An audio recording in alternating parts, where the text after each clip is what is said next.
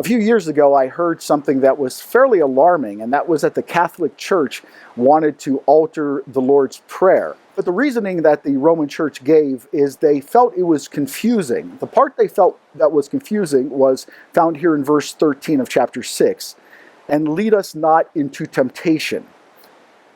Now, what they felt is that there's no need to ask the Lord to not lead us into temptation. It almost gave the inference that it was God who tempted us.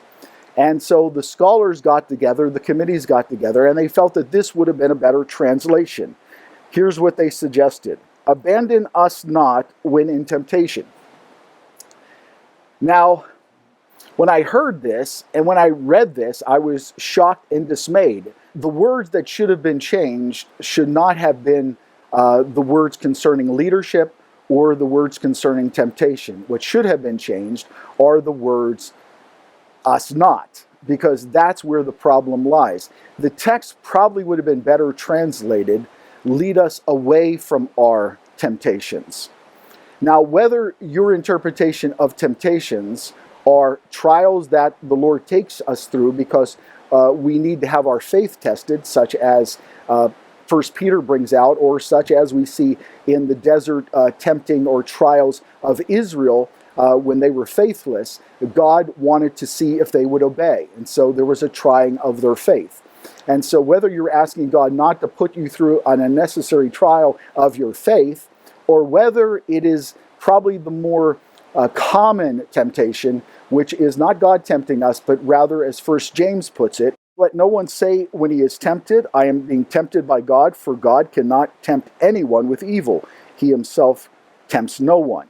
Each person is tempted when he is lured and enticed by his own desires. So really, another way of understanding this is, Lord, lead us away from our natural desires or our natural impulses. So I felt that had the Vatican kept that position, that what you really were saying is, Lord, don't leave me when I go through temptation.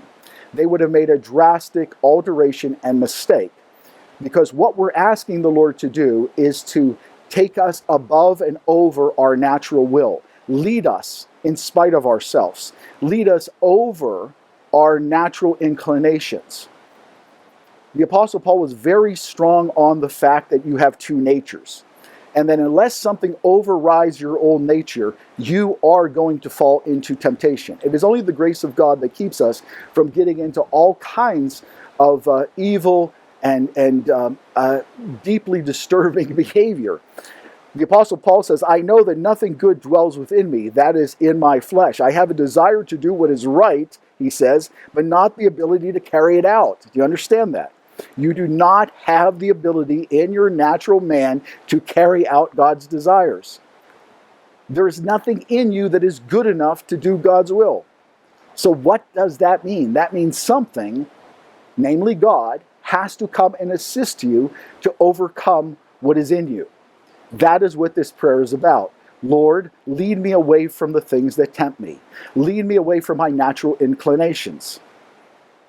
So had the Vatican simply said, Lord, don't abandon me when I am in my temptation, it would have been a disaster. So here's the amazing thing that I always found amazing. Somehow, some way, this committee at the Vatican was overridden. What they came up with was far more biblical. The church altered this correctly by saying, do not let us fall into temptation. In other words, it continues to give the Lord the power to deliver us or to guide us away. The word that is actually used for lead us is a word that is very strong. It means carry us away. We're being tempted, but Lord, there's nothing in us that can stop that, but you override that. And I thought to myself, what an amazing act of grace that God would prevent the Catholic Church from having their people recite incorrectly the Lord's Prayer Sunday upon Sunday upon Sunday.